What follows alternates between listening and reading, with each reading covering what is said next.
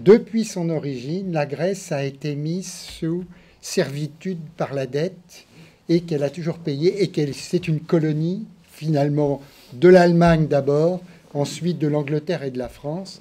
Et très souvent, c'est toujours été les États, les trois États précités, qui ont exercé leur domination sur la Grèce en lui donnant très peu d'autonomie et en l'obligeant à rembourser jusqu'au bout des dettes dont pour des emprunts qu'elles ont touchés que très très partiellement. Le premier emprunt a été donné, le premier prêt a été fait à la résistance au moment avant qu'il y ait un État grec. Et l'État grec a hérité de l'endettement qu'avaient pris les mouvements politiques, un emprunt Rothschild. Voilà, je vous conseille de lire cet article, c'est très simple. Il y a un autre aspect de la Grèce qui est tout à fait particulier, c'est que sa banque centrale, c'est une société privée encore. Ce n'est pas du tout une banque d'État. Donc vous voyez, vous avez deux spécificités qui font que les leçons de la Grèce sont quand même très spécifiques et qu'on peut faire à la Grèce. Dans l'Europe, je pense que c'est le seul pays à qui on peut lui faire encore ce type de traitement, puisqu'il s'inscrit dans une habitude. Bon. Alors, je voudrais répondre d'abord à quelques questions. Là, la question du Chili paradoxal que vous avez eu l'impression que je l'encensais. Ensuite, il y avait l'histoire du doux commerce et de la... voilà, donc tu abordais le mercantilisme et du commerce, et puis l'occidentalocentrisme, et puis l'histoire de la monnaie et du modèle économique, l'autonomie, enfin, voilà. Et en fait, un peu sur une approche aussi épistémologique de la monnaie, revenir sur une approche épistémologique de la monnaie qui est radicalement en rupture avec la façon dont on pense la monnaie habituellement. On est plusieurs ici à... Alors sur le Chili, alors c'est quand même un paradoxe alors on se demande qui a eu intérêt à maintenir ce mythe des Chicago Boys. Parce que les Chicago Boys, ils sont bien arrivés avec Pinochet, mais ils n'ont resté que 5 ans, 3 ans. À la première crise financière, ils ont été renvoyés aux États-Unis. On a arrêté les nationalisations. Le cuivre est resté la propriété de l'État chilien. On a changé radicalement de politique, etc.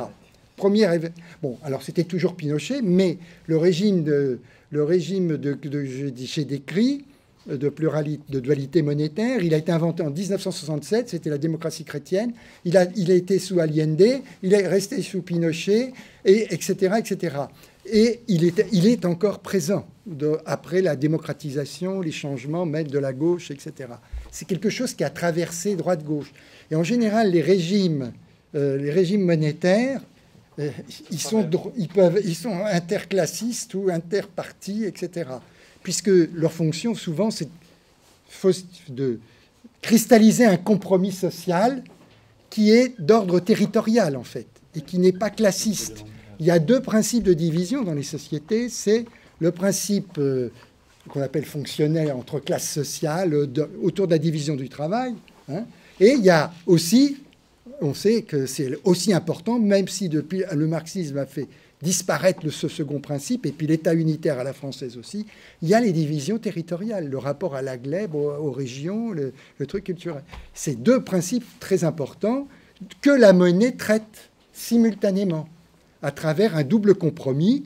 Soit c'est un compromis inscrit dans la tradition, l'État unitaire, tous sous hiérarchie de pouvoir, il y a un seul pouvoir public, soit le compromis fédéral, où il y a partage de la souveraineté, on distribue les compétences à des niveaux différents, et on maintient une double appartenance, en fait, une appartenance à sa province ou à la nation qui est fédérale, ou c'est pas une nation au Canada. Le Canada, c'est pas une nation, la nation elle est plutôt au niveau des provinces, mais au niveau d'une unité économique ou politique qui a sa valeur. Dans le cas du Canada, c'est le système de santé qui fait la canadianité, par exemple, on peut dire.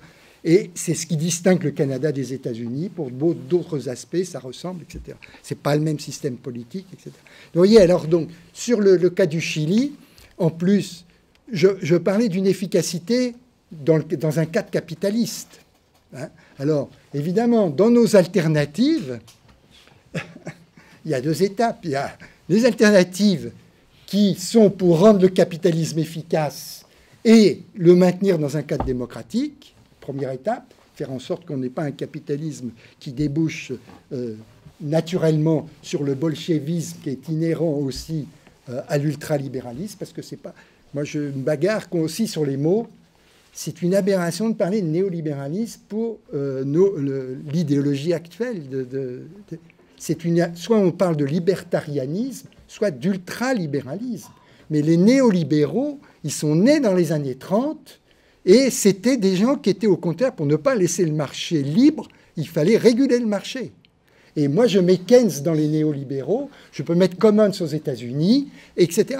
Vous aviez les ordolibéraux allemands, vous aviez tout un ensemble de gens qui prônaient au contraire une régulation du marché. Alors, toi, tu as l'air de dire, c'est un peu que Keynes était un anticapitaliste, c'était pas aussi clair que ça. Il voulait sauver le capitalisme libéral avec sa dimension de libéralisme politique aussi. Parce qu'il y a libéralisme économique, libéralisme...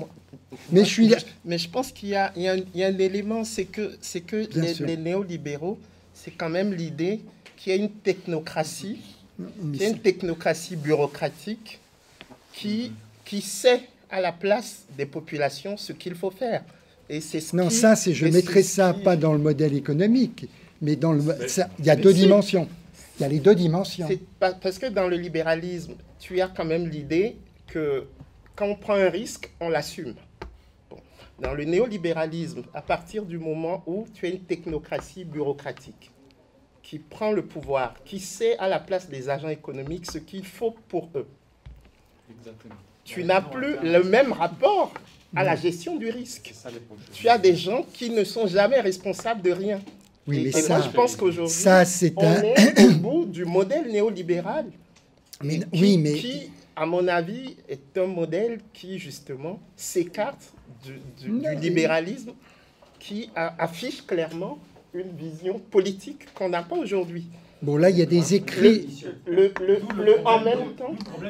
Ben oui, le en même temps de Macron, ben, c'est quand même la quintessence du néolibéralisme. Je pense que ça, on confond plusieurs niveaux. Il y avait, quand on avait, nous, travaillé sur les conversions au néolibéralisme en Europe, on faisait une distinction entre le néolibéralisme, on utilisait encore ce mot, doctrinaire, et le néolibéralisme de gestion.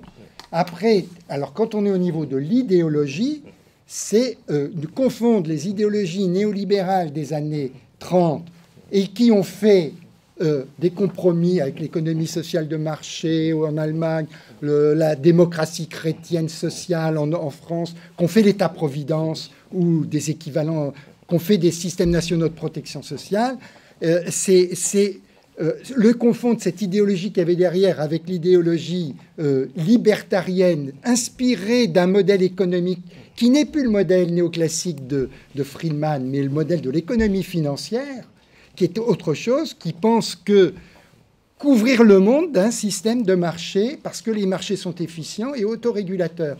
On n'a plus besoin d'État, plus besoin de monnaie. C'est d'un radicalisme à la puissance N par rapport au libéralisme original, et on le sous-estime, ça. Alors, après...